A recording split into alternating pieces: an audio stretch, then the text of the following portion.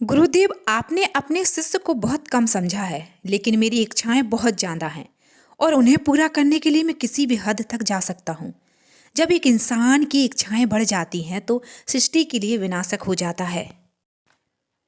इसलिए अगर अब तेरे बढ़ते हुए कदमों को नहीं रोका गया तो तू एक दिन विनाशक सिद्ध हो जाएगा, और मेरे होते हुए ये सब नहीं। आप जानते हैं गुरुदेव, मैं सर्वशक्तिमान हूँ, कौन रोकेगा मुझे? मेरी शक्तियों के सामने आपकी शक्तियाँ चंद मिनट भी नहीं टिक पाएंगी। वह आपका यह दूसरा शिष्य है जो खुद को मेरा मित्र कहता है, वह भी आपकी कोई सहायता नहीं कर पाएगा। और मैं तो यहाँ पर आया ही हूँ आप दोनों को मारने के लिए, क्योंकि मुझे पता चल गया है कि आप दोनों मेरे विनाश का रास्ता निकाल रहे हैं। पापी कहीं का, आज तेरी वजह से पृथ्वी पर वैम्पायर्स और इंसानों के बीच में नफरत फैल गई है। पिछले कई महीनों से वैम्पायर्स ने न जाने कितने इंसानों को अपना शिकार बना लिया है। वह भी उन्होंने मेरे लिए किया है गुरुदेव, क्योंकि मुझे हिम्मत चाहिए, ताकत चाहिए और सर्वशक्तिशाली बनना है मुझे। इसलिए मुझे इंसानों की बलि देनी है। अब आखिरी 2 बलि बची हैं, वो भी आप दोनों को मार कर पूरी हो जाएंगी। और क्योंकि मेरा यज्ञ सिद्ध पुरुष की बलि देने से ही पूर्ण होगा, और मैं आपकी सारी शक्तियां अपने में समाहित कर लूँगा। गुरुदेव, आप गुरु होने के नाते अपने शिष्य को इतना सम्मान तो दे ही सकते हैं। दुष्ट पापी, मैंने तुझे ज्ञान दिया इस सृष्टि की सुरक्षा के लिए, पर तू तो इसका विनाशक बनता जा रहा है। बस अब और नहीं। देखते ही देखते उस राक्षस के पास न जाने कितने वैम्पायर्स की शक्तियाँ आ जाती हैं। बेचारे गुरुदेव ज़्यादा देर तक उसके सामने टिक ही नहीं पाते। तभी गुरुदेव ने कहा दूसरे शिष्य से, तुम मुझे अपना गुरु मानते हो ना, तो आज मैं तुमसे दीक्षा मांगता हूँ। दूसरा शिष्य गुरुजी के चरणों में बैठकर कहता है कि मैं आपको अपना गुरु मानता नहीं हूँ, बल्कि आप मेरे गुरु हो। आज मुझे जो भी ज्ञान मिला है सिर्फ आपकी वजह से मिला है। अगर आप मेरे प्राण भी मांगे तो मैं हंसते हंसते दे दूँ। गुरुदेव, मैं तुमसे प्राण नहीं मांग रहा हूँ, मैं तुम्हें आज एक जिम्मेदारी देकर जा रहा हूँ। तुझे इस पापी की मौत का इंतजाम करना है। यह पापी अधर्मी, इतना तो मैं समझ चुका हूँ, इसके सामने मेरी शक्तियाँ ज़्यादा देर तक नहीं टिक पाएंगी। इसलिए मैं तुझे श्राप देता हूँ।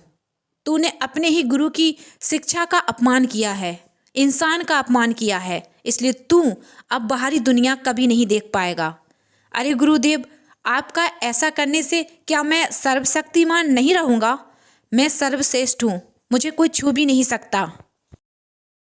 जा, मैंने तुझे श्राप दिया कि आज से दूसरे एक पहाड़ पर गिरफ्त होकर रह जाएगा। तू बाहरी सृष्टि कभी नहीं देख पाएगा। अगर तूने उस पर्वत से अपने कदम बाहर निकालने की चेष्टा भी की तो तू जल कर राख हो जाएगा। तेरी मृत्यु उस नक्षत्र में होगी जब सारे ग्रह एक सीधी रेखा में होंगे। देवी शक्ति का सर्वशक्तिमान होगी। उसी दिन तेरा विनाश हो जाएगा। एक ऐसे वैम्पायर के जरिए होगा, इसी नक्षत्र में होगा, वही तेरी मृत्यु का कारण बनेगा। और इस नक्षत्र में मैं जो मृत्यु को प्राप्त होगा, और इस नक्षत्र में जो मृत्यु को प्राप्त होगा वह कभी भी पुनर्जन्म नहीं लेता। जिन वैम्पायर का सहारा लेकर तूने जिन्हें तकलीफ पहुंचाकर, जिन्हें मोहरा बनाकर आज मुकाम पर पहुंचा है, वही वैम्पायर सम्राट तेरी मृत्यु का कारण बनेगा। तब तक तू जा, बस जा, जाकर इस पर्वत पर। बाहर निकलने की चिंता मत करना, वरना जल कर राख हो जाएगा। अब यह सृष्टि से तो तुझ जैसे राक्षस से बच पाएगी। बकवास बंद कर बुड्ढे, मैं नहीं मानता तेरे किसी भी श्राप को, और कोई भी श्राप मुझे छू भी नहीं सकता, और कोई भी मेरी मृत्यु का कारण नहीं बन सकता। मैं कभी ख़त्म नहीं होगा। मैं उस कारण को ही ख़त्म कर दूंगा जो मेरी मृत्यु का कारण बनेगा। मुझे कोई नहीं मार सकता, मेरी मृत्यु नहीं हो सकती। मैं अजर अमर हूँ, मुझे कोई भी नहीं जला सकता। लेकिन मुझे यह जलन क्यों हो रही है? क्योंकि मेरा श्राप तुझ पर असर कर रहा है। अगर बचना चाहता है तो उस पर्वत की तरफ निकल जा, वरना इसी जगह तेरी समाधि बन जाएगी। और मैं नहीं चाहता कि यह पवित्र स्थान तेरे कारण अपवित्र हो जाए। मेरा शरीर जल रहा है। ऐसा कैसे है? ऐसा संभव कैसे है? मुझ पर असर कैसे कर रहा है? मैंने बहुत तपस्या की है, साधना की है। अपनी पूरी जिंदगी के पुण्य लगाकर मैंने तुझे श्राप दिया है। अगर कोई सिद्ध पुरुष क्रोधित होकर किसी को श्राप देता है तो उसकी सिद्धियां इसी समय नष्ट हो जाती हैं। और मैं तो इस समय तुझे श्राप दिया है इस सृष्टि की रक्षा के लिए। तूने अच्छा नहीं किया। तुझे क्या लगता है तेरा श्राप मुझे जाना दिनों तक रोक पाएगा? मैं खुद अपनी मुक्ति का मार्ग ढूंढ लूँगा। अभी के लिए मैं जा रहा हूँ, पर ज़्यादा दिन मैं उस पर्वत में गुफा में नहीं रहूँगा। गुरुदेव जी, आपने क्या किया? आपकी सारी सिद्धियाँ चली गईं तो आपके शरीर से प्राण ज़्यादा दिन तक नहीं बचेंगे। मैं जानता हूँ, इसलिए तो मैं तुझसे गुरु दक्षिणा मांग रहा हूँ। आज मैं तुझे कुछ बातें बता रहा हूँ, उन्हें ध्यान से सुन। मेरी हर बात गीता के उपदेश की तरह अपने मस्तक में संभाल कर रखना, क्योंकि आने वाले समय में इस पापी का विनाश तेरे ही जरिए होना है। गुरुदेव, आपको मुझसे दीक्षा मांगने की कोई आवश्यकता नहीं है। आपका आदेश मेरे लिए सर्वमान्य है। आप बताइए, मैं आपके लिए क्या कर सकता हूँ? मैं हर संभव प्रयास करूँगा कि मैं आपकी इच्छा पूर्ण कर सकूँ। गुरुदेव, आप मुझे बताइए, मुझे क्या करना होगा? बस मैं इसे जो श्राप दिया है उसका अंत 21वीं सदी में होगा। 21वीं सदी में एक वैम्पायर पैदा होगा जिसके विनाश का कारण बनेगा, और उसे इसकी मृत्यु का रास्ता तू बताएगा। आज मैं तुझे इसकी मृत्यु का राज बताने जा रहा हूँ। यह हम दोनों के बीच रहेगी, तो समझ ले, तेरे अलावा यह राज सिर्फ उस वैम्पायर को पता होना चाहिए जो इसके विनाश का कारण बनेगा। क्योंकि यह राक्षस भले ही उस पर्वत से बाहर ना आ पाए, लेकिन उसके अंदर इतनी शक्तियां हैं कि वह अपने दूत को भेजकर भी पृथ्वी का विनाश कर सकता है।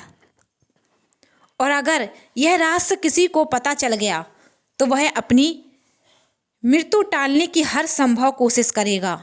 मैं उसका गुरु हूँ। मैंने उसे शिक्षा दीक्षा दी है, इसलिए उसकी मृत्यु का कारण मैं ही बनूंगा। सुनो, बस यह आखिरी संदेश है तुम्हारे लिए, क्योंकि अगर उसे मारना है तो मुझे मरना होगा। नहीं गुरुदेव जी, आप कैसी बातें कर रहे हैं? नहीं, मेरे पास वक्त नहीं है, मुझे अपनी बात कह देने दो।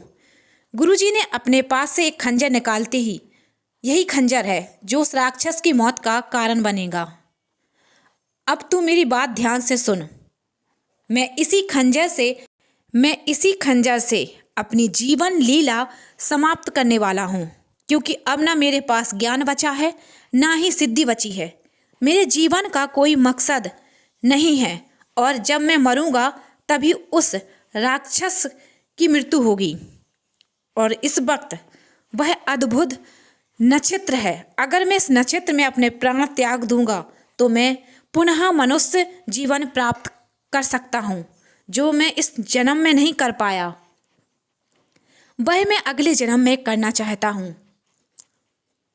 मेरे प्राण त्यागने के बाद तुम इस खंजर को और मेरे जो शरीर की वह राख बन जाएगा। खंजर और मेरी इस राख को लेकर चले जाना हिमालय की पर्वत की एक श्रृंखला देवगिरी, वहाँ पर त्रिकुट पर्वत है, दिव्य पर्वत है। वहाँ पर इस तरीके के और भी खंजर हैं, तो वहीं पर जाकर इसे छुपा देना, ताकि कभी भविष्य में अगर उस हैवान को इस तरह का पता चला तो इस खंजर को ना ढूंढ पाए। क्योंकि इसकी मृत्यु का कारण बस एक यही खंजर है, क्योंकि इसमें मेरी सिद्धियां हैं, इसमें मेरा रक्त है, इससे उसकी मृत्यु संभव है। और सबसे बड़ी बात यह है कि उस दिव्य में कोई भी बाहरी शक्ति जा ही नहीं सकती, खासकर एक शैतान और रूहानी ताकत तो बिल्कुल भी नहीं। इसलिए जिस समय उसकी मृत्यु निकट आ जाएगी, तुम उस शख्स को यहाँ पर भेजोगे और उसे साफ साफ बताना, सूर्य उदय होते ही वह वहां पर आ जाए। सूर्य की पहली किरण जिस खंजर पर पड़ेगी उसे एक दिव्य प्रकाश उत्पन्न होगा। बस उसी क्षण उस खंजर को उठाकर और बिना पीछे देखे वहां से बाहर निकल जाना। जो क्षण, जो पल मैंने उसकी मृत्यु के लिए निश्चिंत किया है, उसी क्षण उसकी मृत्यु होनी चाहिए। अगर एक पल भी गवा दिया तो वह सर्वशक्तिमान हो जाएगा और पर्वत से बाहर निकल आएगा। फिर उसके विनाश लीला शुरू हो जाएगी। फिर उसे कोई भी नहीं रोक पाएगा। फिर वह ऐसा तांडव मचाएगा कि पूरी सृष्टि का विध्वंस कर देगा। ऐसे संयुक्त सदियों से बनते हैं और कुछ क्षण के लिए ही बनते हैं। जब सारे ग्रह एक रेखा में आ जाएं, तो यह तुझे उस शख्स को बताना है कि उसे एक पल, एक क्षण की भी देरी नहीं करनी है और यह खंजर उसके सीने के बीचों बीच लगाना है। बस इतना ही मुझे तुझे बताना था। अब मैं तुम्हें जैसा बताया है तुम बिल्कुल वैसा ही करना। मेरा आशीर्वाद सदा तुम्हारे साथ है। याद रखना बेटा, तुम कभी इस जगह भूल कर भी मत आना। देखते देखते गुरुदेव के प्राण निकल गए। वर्तमान में अभिराज महागुरु की आंखों में आई नबी को देख लेता है। एक प्रश्न पूछ सकता हूँ महागुरु? पूछो। गुरुदेव, आप इतना सब कुछ कैसे जानते हैं? और वह शिष्य कहाँ होगा जो मुझे उस राक्षस की मृत्यु का रास्ता बताएगा? क्या आप मुझे बता सकते हैं? क्योंकि शिष्य अब तुम्हारे सामने ही है। समझ आया कि मैं कैसे इतना सब कुछ जानता हूँ। अब तुम सोच रहे होगे कि मैं एक इंसान होके तुम्हारा महागुरु कैसे बना। इसके लिए भी तुम्हारे पूर्वजों ने मेरी सहायता की थी और मेरी सहायता उस पापी की पत्नी ने भी की थी जिससे उसने छल से शादी की थी। अब मैं समझ गया हूँ महागुरु, उस कालकाय की मृत्यु के लिए आपने सदियों का इंतजार क्यों किया है। बहुत तपस्या की है आपने। मैं आपको वचन देता हूँ, आप जैसा कहेंगे मैं वैसा ही करूँगा। अब आप मुझे बताइए कि मुझे क्या करना होगा। अभी उसकी मृत्यु में वक्त है। हमें अभी और इंतजार करना होगा जब तक के लिए तुम पृथ्वी पर जा सकते हो। अपनी शक्तियों को और बढ़ाओ। और तुम तो जानते हो कि एक वैम्पायर की शक्तियाँ सबसे ज़्यादा इंसानी लहू पीकर ही बढ़ती हैं। गुरुदेव, आप तो जानते हैं ना, हमें तो चांद से शक्तियाँ मिलती हैं। हम इंसानों को खून बहुत ही मुश्किल से पीते हैं। फिर क्यों हमें इस तरह के काम करना? क्योंकि तुम्हें चांद की शक्तियाँ थोड़ी ही मिलती हैं, ताकि तुम अपनी जगह बना कर रख सको। लेकिन इंसानी लोगों से शक्तियाँ बहुत ज़्यादा मिलती हैं। इससे तुम अपनी शक्तियाँ को बढ़ा सकते हो। मैं जानता हूँ यह सब जानकर तुम्हें अच्छा नहीं लग रहा होगा, पर क्या करूँ, यही नियम है। अब मैं तुमसे यह थोड़ी ना कह रहा हूँ कि तुम हर एक इंसान को मारना शुरू कर दो, लेकिन हाँ, तुम्हें कुछ शक्तियाँ तो अर्जित करनी ही होगी।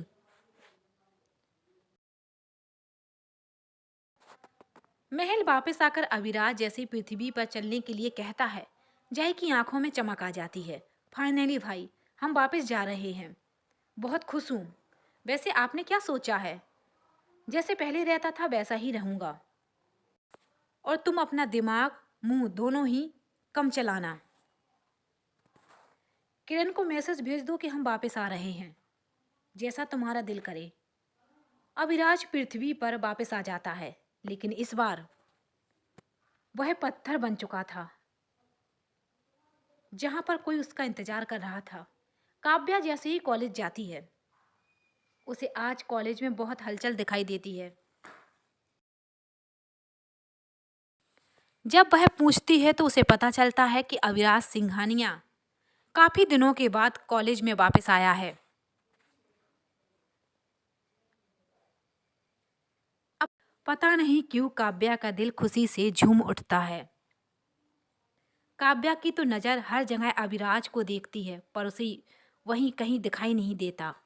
किरण उसे इस तरह बेचैन देखकर कहती है, क्या बात है, इतनी बेचैनी से किसे देख रही हो? तभी काव्या की नज़र अविराज पर पड़ती है, जो जय के साथ ऊपर की तरफ जा रहा था। काव्या दूर थी, उसके पीछे जाती है। वह अविराज को कई आवाज़ें भी देती है, लेकिन अविराज सुनकर भी अनदेखा कर देता है, क्योंकि उसका दिल तो अब पत्थर बन चुका था। ध्यान ही नहीं देता। तभी अचानक काव्या सामने आ जाती है। हम आपको कब से आवाज़ लगा रहे हैं और आप हैं कि सुन ही नहीं रहे हैं।